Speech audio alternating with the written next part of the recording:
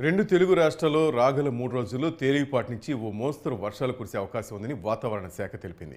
ఆదివారం దక్షిణ ఇంటీరియర్ తమిళనాడు పరిసర ప్రాంతాల మీదుగా కొనసాగిన ఉపరితల ఆవర్తనం సోమవారం దక్షిణ కోస్తా తమిళనాడు పరిసర ప్రాంతాల మీదుగా సముద్ర మట్టానికి 3.1 కిలోమీటర్ల ఎత్తుకు విస్తరించి ఎత్తుకు వెళ్లే కొద్దీ నైరుతి దిశగా వంగి ఉందని తెలిపింది.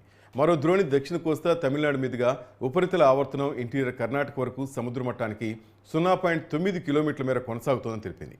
ఈ నెల 22 నాటికి బంగాళాఖాతంలో అల్పపీడనం ఏర్పడే అవకాశం ఉందని తెలిపింది. 24 నాటికి అది వాయుగుండంగా మారే అవకాశం ఉందని వాతావరణ కేంద్రం తెలిపింది.